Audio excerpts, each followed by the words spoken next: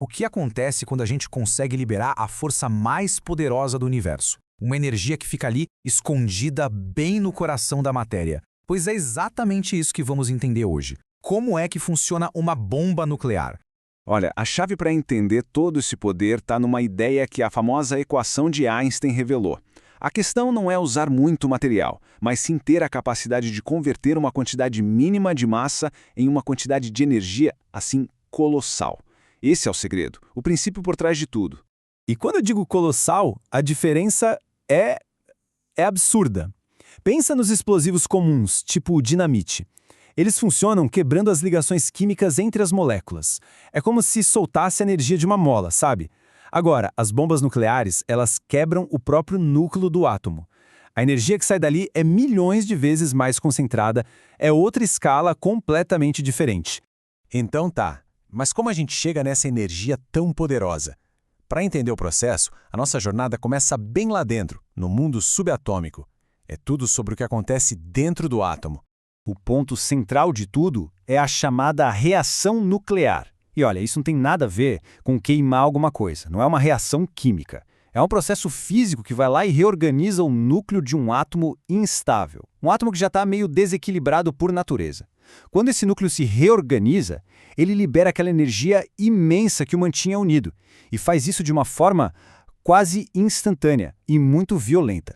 E basicamente, existem duas maneiras principais de provocar essa liberação de energia. São como duas chaves que destravam o poder atômico, a fissão e a fusão. Vamos ver a diferença entre elas.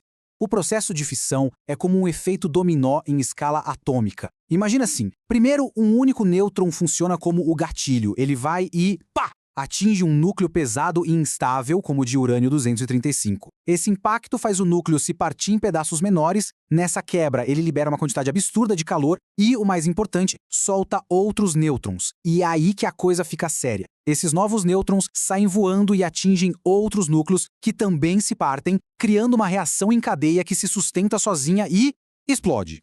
Agora vamos para fusão. A fusão é o mesmo processo que acontece lá no nosso Sol, e é ainda mais poderosa. Aqui, em vez de dividir átomos pesados, a gente força átomos bem leves, tipo os de hidrogênio, a se juntarem. O problema, para isso acontecer, precisa de uma temperatura e uma pressão extremas, coisa de milhões de graus. E de onde vem toda essa energia para começar? Pois é, de uma explosão de fissão. Uma bomba de fissão funciona como detonador para essa reação ainda mais devastadora.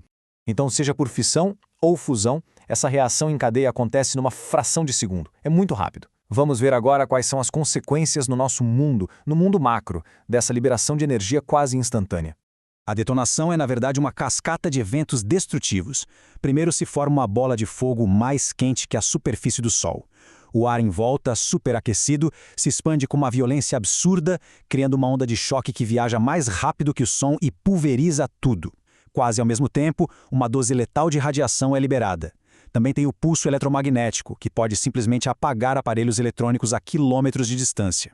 E para finalizar, poeira e detritos radioativos são jogados na atmosfera, contaminando tudo por onde passam.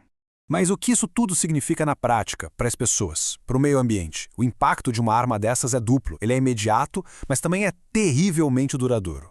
As consequências se dividem em dois tempos. No curto prazo, a gente tem a destruição física. Prédios virando pó, queimaduras, incêndios gigantescos e as mortes, seja pelo impacto ou pelo calor e radiação aguda. Só que a arma não para de matar.